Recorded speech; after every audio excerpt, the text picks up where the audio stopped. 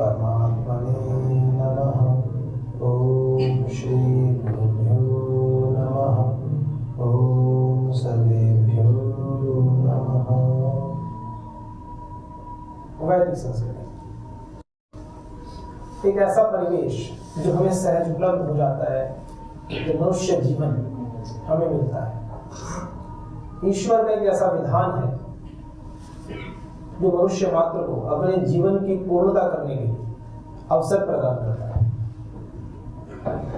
और इस भारत भूमि में जन्म मिल जाए, उसमें भी साक्षात एक ऐसी संस्था जो ऋषियों का प्रतिनिधित्व करती है, ऋषि ज्ञान परंपरा का, ऋषि ऋषिकाओं का, उस पावन प्राचीन नूतन परंपरा का, अर्वाचीन परंपरा का निर्वाह करने वाली ऐसी संस्था पतंजलि योगपीठ। ऐसी संस्था में हमें आने का, रहने का, पढ़ने का अवसर मिले तो ये निश्चय जानो कि हमारे बहुत सारे सुकृत फल देने के लिए विपाक को प्राप्त हो चुके हैं। तो प्रथम तो हमारा सभी का यह सौभाग्य है कि हम इस युग में, जिसमें इस देश की दो महान विभूतियां, देश क्या इस विश्व की दो महान विभूतियां, परम श्रद्धेय श्री स्वामी जी महाराज और आयुर्वेद श्रोमणी श्रद्धेय श्री आचार्य श्री, जिस मानवता के उत्थान के लिए हमारी प्राचीन भारतीय गौरवशाली परंपरा को पुनः स्थापित करने के लिए अहर्निश पुरुषार्थ कर रहे हैं, उस परंपरा से आप्लावित, स्पंदित हम सभी यहाँ पर उपस्थित हैं। उनके संकल्प के साथ अपने संकल्प को जोड़ करके कुछ बड़े कार्य जो हो रहे हैं, हमारी भी भूमिका है, जितनी भी हम अपनी सामर्थ्य का विकास कर सकते हैं उतना हमें करना चाहिए और अपना सहयोग करना चाहिए। मनुष्य जीवन के दो ही तो उद्देश्य हैं, भगवान की सेवा, भगवान के नाम पर सेवा, भगवान का स्मरण। जो भी कार्य हम कर रहे हैं, प्रत्येक कार्य को करते हुए एक पूजा भी है कि हम ईश्वर के लिए पूजा ही कर रहे हैं। हमारे द्वारा किया गया प्रत्येक कार्य सेवा कार्य हो जाए और वो परमात्मा को अर्पण हो जाए, और इस भाव से अर्पण हो जाए कि तेरा तुझको अर्पण क्या लागे मेरा।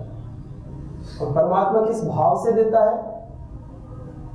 देने वाले ने दिया और भी दिया इस शान से, लेने वाला कह उठा मेरा ही है अभिमान से। परमात्मा इस भाव से देता है कि हमें ऐसा लगता है ये तो हमारे लिए ही है। हम भोजन प्राप्त करते हैं, किसान खेत में फसल उत्पन्न करता है, अन्योन्य दूसरे व्यक्ति कुछ कार्य करते हैं, एक महीना कोई नौकरी करते हैं, व्यवसाय करते हैं, उसके रिटर्न में उनको कुछ धन मिलता है। जो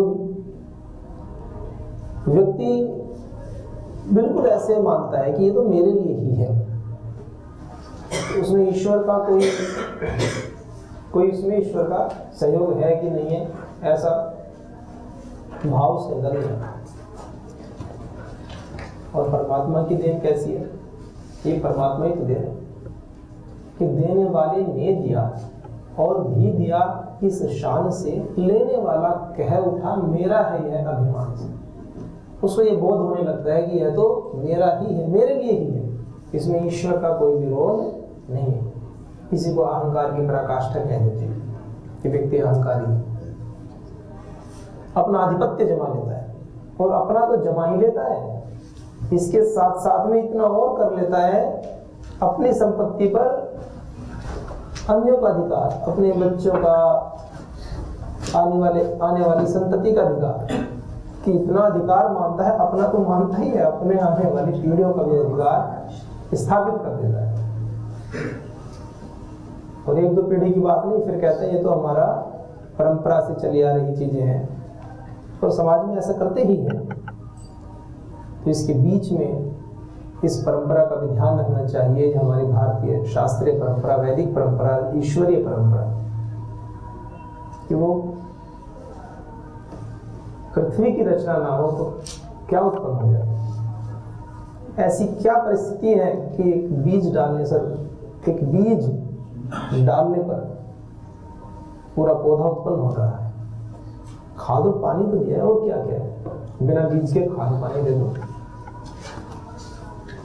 ऐसी क्या व्यवस्था है, ऐसी क्या मशीनरी है, ऐसा एक एटमॉस्फेयर ऐसा डिजाइन किया गया है, एक ऐसा वैज्ञानिक परिवेश उत्पन्न किया गया है, ऐसा कौन है नियंता?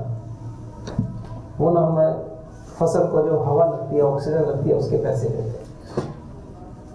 जलीय तत्व जो कार्य करते हैं ना, उसके पैसे लेते हैं। वो तो जल उत्पन्न हुआ है, वो तो जल भूमि से आकर के फसल में दे दिया, बस इतना कार्य है। जल बनाया नहीं है, जल किसी ने नहीं बनाया। स्पेस दे रहा है वो उस पौधे को आगे बढ़ने के लिए, कितना काम कर रहा है। और उस पेड़ से अनाज का दाना बन रहा है, हमने क्या दे दिया उसके लिए? हमारा क्या पुरुषार्थ है उसमें? हम क्या कर रहे हैं? कभी जाकर के घास हटा दी और बस थोड़ा बहुत नलाई उड़ाई कर दी, और क्या किया? वो क्यों दे रहा है इतना? और फसल आती है तो परमात्मा का अंश अगर पूछा जाए तो मनुष्य का यदि 1% 99% तो परमात्मा का ही क्या धरा? ऐसा उस बीज से वृक्ष बना, वृक्ष को फिर एक बीज दिया तो एक बीज लौटा दे भगवान। ऐसा भी तो होता है। 5 या 10 साल में पहले ऐसे करते थे, डाकघर होता था, अभी भी होता ही। वो पैसे जमा करते थे, FD आदि कुछ बना देते, फिक्स डिपॉजिट, एक बार जमा करो तो वो 5-5 साल, अभी पता नहीं क्या है, कितना समय लगता होगा, 8 साल है। हाँ, तो 8 साल पहले 5 साल में ऐसा था कि 5 साल में जमा करो और 5 साल तक फिर वहां से लेना नहीं है, 5 साल बाद वो राशि डबल होती है। अभी वैसा बता रहे 8 साल, अभी 8 साल में डबल होती है। भूमि, इसको माँ कहते हैं। परमात्मा का नियम कैसा है, प्रकृति का नियम कैसा है?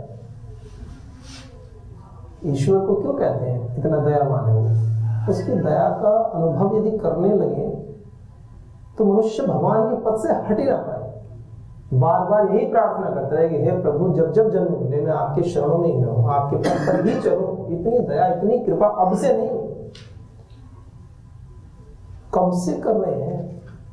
कितनी बार मनुष्य बने हुए, कितनी बार अन्य योनियों में भी गए हुए, कितने भोग भोगे हैं। अब तो अपनी प्यास जगनी चाहिए। हमारी मूल मांग तो यही है। तो ईश्वर की कृपा जितनी भी अनुभव करो, हमारा ही कल्याण। परमात्मा को तो क्या कल्याण है? भगवान। ईश्वर के प्रति कृतज्ञता रखने से, ईश्वर के प्रति प्रेम उत्पन्न करने से ईश्वर के ऊपर कोई फर्क पड़ने वाला नहीं है। भगवान जी का कोई कल्याण हम नहीं कर सकते। हम तो अपने कल्याण के लिए कार्य करते हैं। ईश्वर तो परिपूर्ण है, उनको हमारे किसी भी प्रकार के पुरुषार्थ की, किसी भी प्रकार की भक्ति भावना की उनको कोई आवश्यकता नहीं है कि भगवान जी बैठे जी अपूर्ण है कि चलो इनकी भक्ति मिलेगी तो मैं पूर्ण हो जाऊंगा। प्रार्थना करते हैं तुम हो पूर्ण परमात्मा। परमात्मा को तो पूर्ण मानते ही, तुम पूर्ण परमात्मा, ऐसे बोलते हैं प्रार्थना। तुम पूर्ण परमात्मा, तुम अंतर्यामी, पार ब्रह्म परमेश्वर, तुम सबके स्वामी। वो पूर्ण, पूर्णमदः पूर्णमिदं पूर्णात् पूर्णमुदच्यते पूर्णस्य पूर्णमादाय पूर्णमेवावशिष्यते। भगवान जी का तो गणित भी बड़ा विचित्र है। 10 रुपए थे, 10 रुपए ले लिए, कितने बचे? 0। किसी को 10 रुपए दिए और 10 ही रुपए ले लिए तो कितने बचे? 0। लेकिन ईश्वर के का विज्ञान कैसा है? पूर्णात् पूर्णमुदच्यते, पूर्ण में से पूर्ण ले लो तो भी पूर्ण नहीं बचता है। वो ऐसा है, अनंत है परमेश्वर, उसकी कोई थाह नहीं है। जिसको हम पूर्ण कहते हैं वो हमारी दृष्टि में पूर्ण है, परमात्मा के लिए सब उसकी पता ही नहीं था कितनी।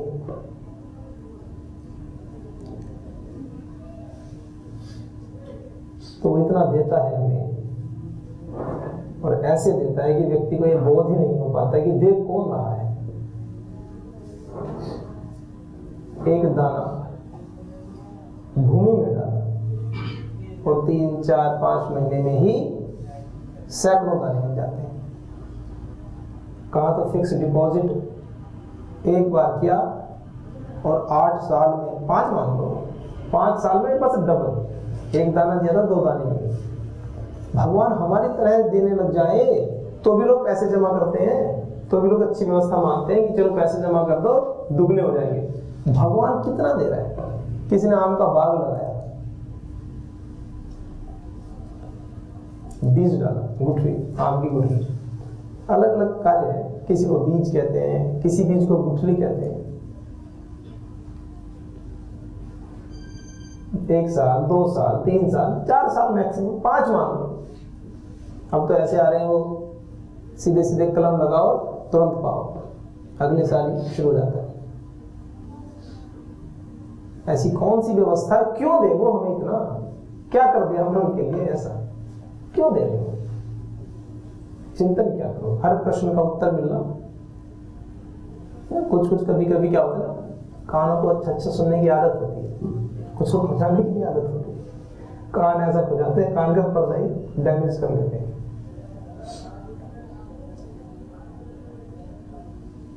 क्यों देता है हमें? ऐसा क्या है? हमने ऐसे क्या कर्म कर लिए कि पूरी सृष्टि में इतनी वायु, इतनी हवा, इतनी पानी, और हमारे इतने अच्छे कर्म है सबके कि परमात्मा, हम परमात्मा की प्रतिज्ञा है मनुष्य सृष्टि पर एक भी उत्पन्न होगा ना, एक भी उत्पन्न होगा तो भी सारी सृष्टि बच देगा। ऐसे क्या सामर्थ्य है मनुष्य और क्या कर सकता है मनुष्य ईश्वर? तो यह है ईश्वर, यह है भगवान, यह परमात्मा, परम पिता। ये है पिता तो भोजन देते हैं, एक निमित्त से हमें अस्तित्व में ले आए, अच्छी बात है, कृतज्ञता होनी चाहिए, करते ही हैं। लेकिन वो जो परम पिता है वो इतना देता है, इतना देता है, गलतियां माफ करता रहता है। एक मौका देगा, दूसरा, तीसरा, चौथा, बार बार देते ही रहेंगे जब तक कि आप उस पथ पर आगे ना बढ़ पाओ। इसलिए उसको कहते हैं वो दयालु है, न्यायकारी भी है, केवल दयालु नहीं है, न्याय भी करना जानता है। कोई ईश्वर की दया का अनुचित लाभ उठाए, ये ईश्वर को पसंद है। फिर उसको पर्याप्त मात्रा में देते भी हैं, उसके लिए भूमि नहीं बनाई तरीके से। ये भी दया ही है। किसी चोर को दंड दे दे तो वो चोर के लिए दया की श्रेणी में ही आती है। कुछ कहते हैं ना कि भगवान जी दयालु हैं, लेकिन समाज में तो नहीं दिखता ऐसा। वो दया ही है। कोई चोर व्यक्ति है, वो पुलिस से पकड़ा गया, उसको दंड मिला, जेल हो गई, तो वो उसके लिए दया ही है कि इस कारण से उसको पता चलेगी भाई आगे से हमें ऐसा कर्म नहीं करना। और दया को केवल एक ही व्यक्ति के लिए थोड़ी होती है। एक व्यक्ति 50 व्यक्तियों को परेशान करता है तो एक व्यक्ति को दंड दे दिया तो उन 50 के ऊपर भी तो दया हो गई। दया का आशय केवल एक ही व्यक्ति से थोड़ी लेंगे, समग्र दृष्टिकोण भी तो रखना है। भगवान के लिए केवल वही प्यारा थोड़ी है, वो भी तो प्यारे हैं जिनको वो दुष्ट व्यक्ति कष्ट दे रहा है। इसलिए कहा, ये मंत्र पढ़ेंगे आगे जब, यो अस्मान द्वेष्टि यम वयम विष्णु तम वो जम्भे तद्भव। जिससे जो हमसे द्वेष करता है और जिससे हम सब द्वेष करते हैं, हम सब पढ़े लिखे अच्छे विद्वान सभ्य सब लोग, तो उसको फिर दंड व्यवस्था के सम्मुख रख देना चाहिए। बड़े आशय हैं इन शब्दों के। तो ये जो वैदिक संस्कृति है, इसको तो कहीं से भी शुरू करो, कृतज्ञता ही भरी पड़ी है इसके अंदर। और मनुष्य के जीवन में यदि हम कृतज्ञता के भाव में जीते हैं, धन्यता के भाव में, तो कल्याण प्रारंभ हो जाता है। ये कल्याण का पथ है, मानव निर्माण का पथ है। तो सदैव अपने संकल्प में विराटता का अनुभव करते हुए और इस पथ की उपादेयता को निश्चित जानते हुए इस पथ पर बढ़ने का बड़ा आनंद है। संकल्पशील होकर बढ़ने का आनंद है। चैलेंजेस तो आते ही हैं, कहाँ नहीं आते। हमें स्वस्थ रहने में चैलेंजेस आते हैं, भगवान की प्राप्ति तो दूर की बात है। हम बीमार ना हो यही बड़ा चैलेंज है, और तो छोड़ो दुनियादारी की बातें सारी। शाम को सोए और सुबह ठीक ठीक उठ जाए, यही बड़ा चैलेंज है।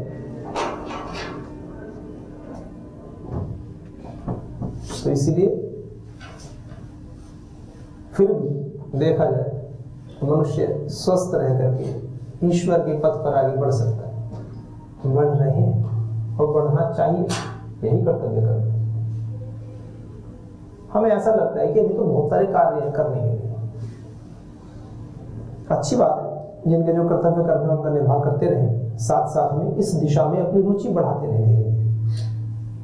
तो एक दिन ऐसी परिस्थिति आएगी, एक दिन ऐसी परिस्थिति अवश्य आती है जब आप इस पद पर पूर्ण रूप से आ ही जाते हैं।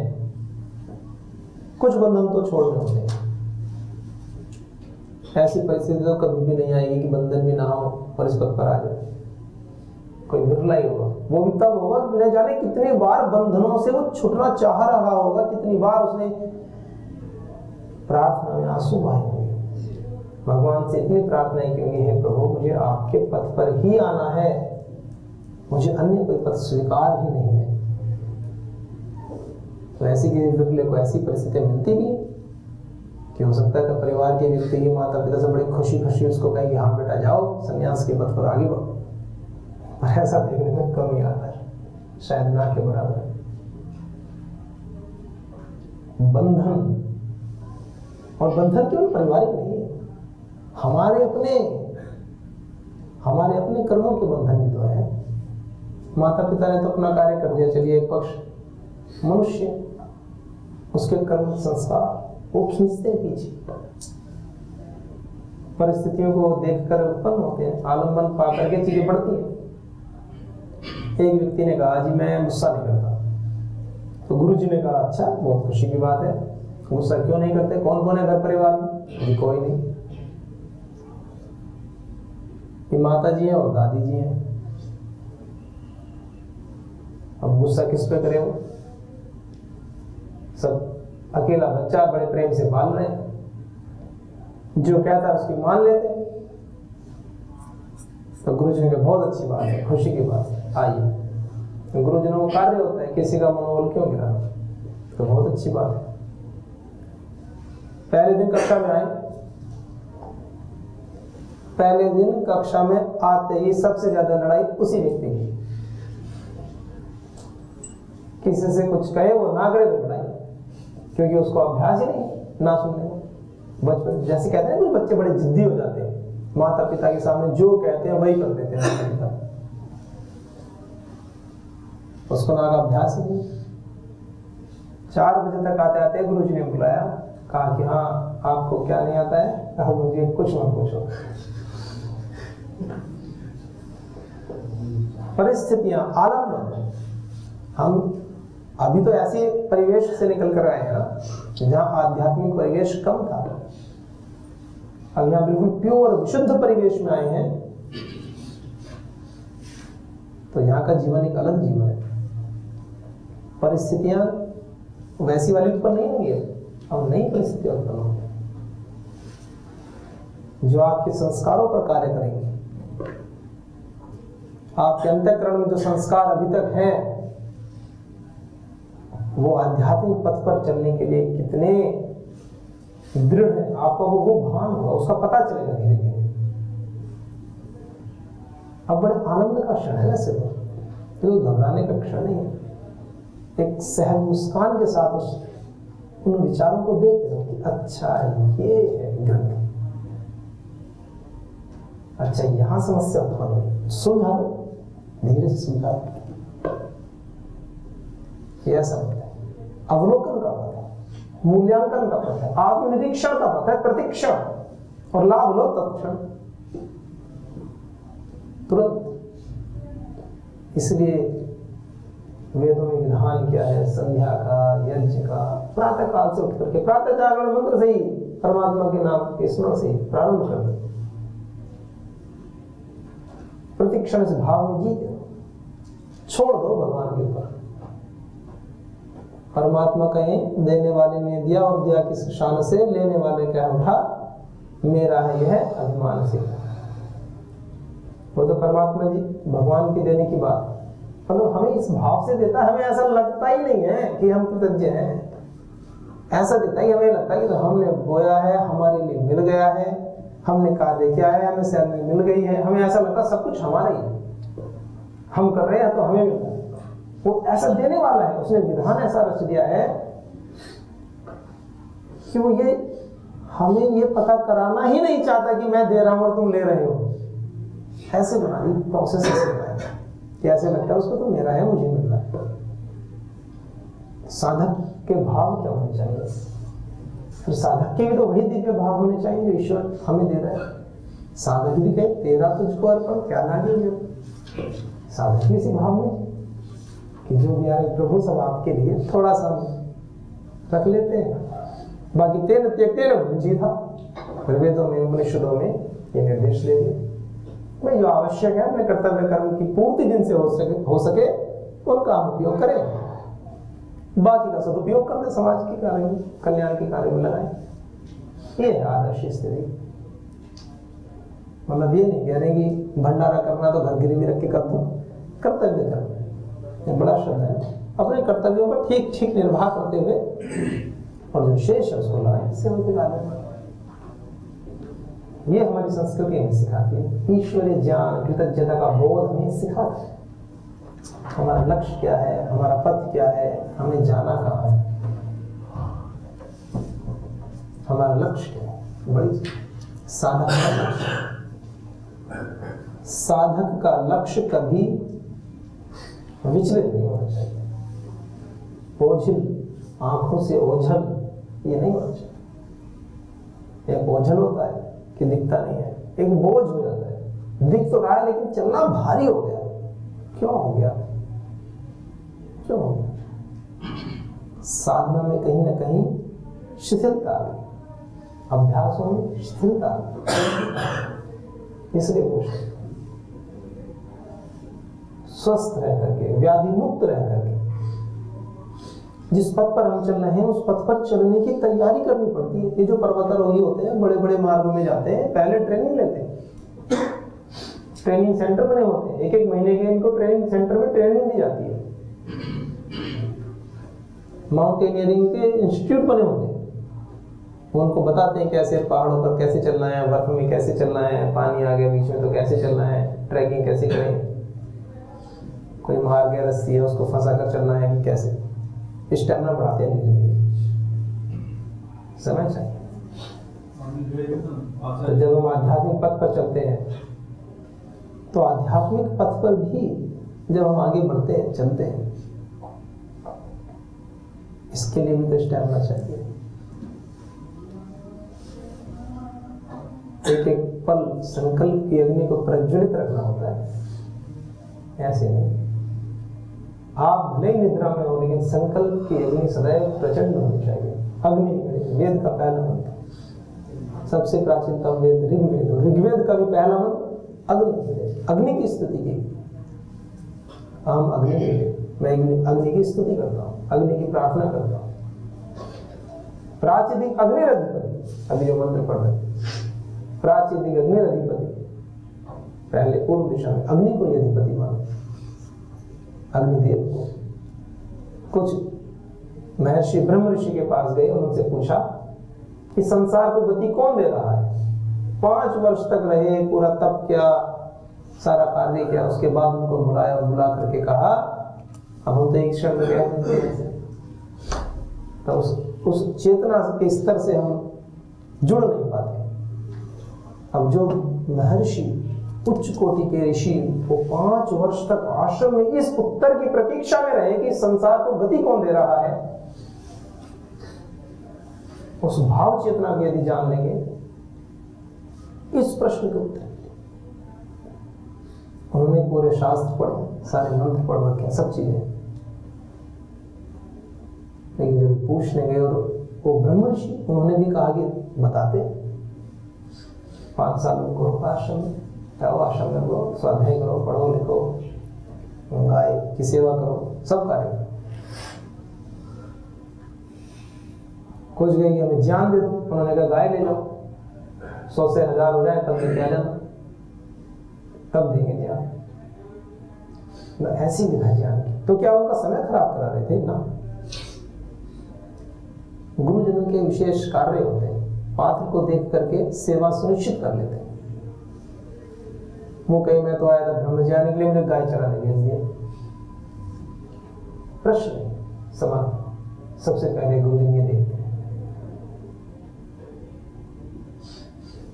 हमारी रुचि तो इसमें है, और ये मिलेगा। जैसे अभी कुछ भाइयों से मिल रहे थे तो एक भाई ने कहा कि इस पथ पर चलना तो चाहते हैं।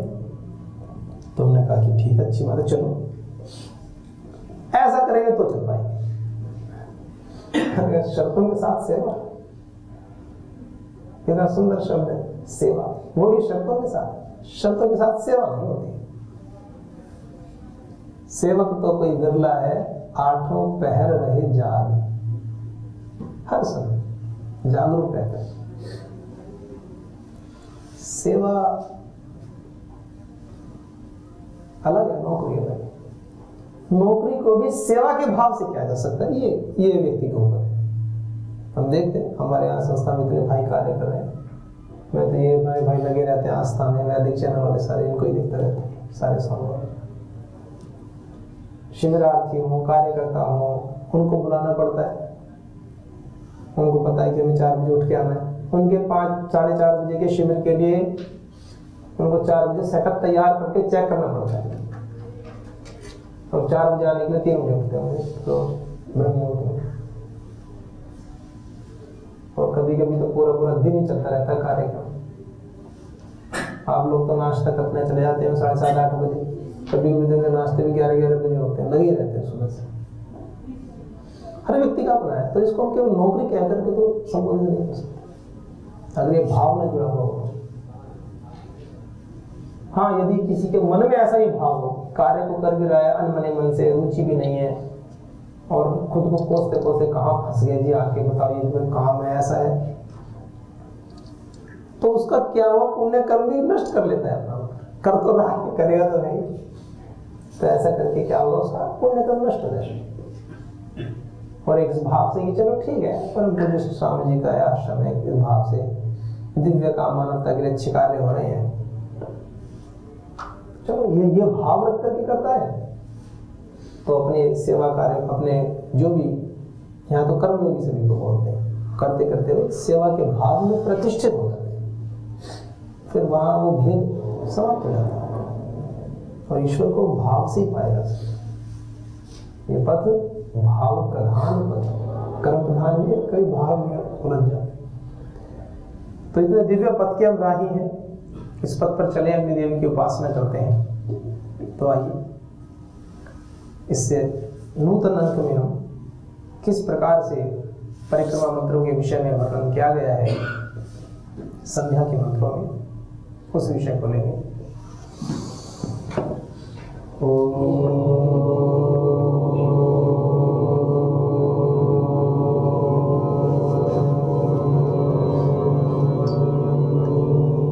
शांति शांति शांति।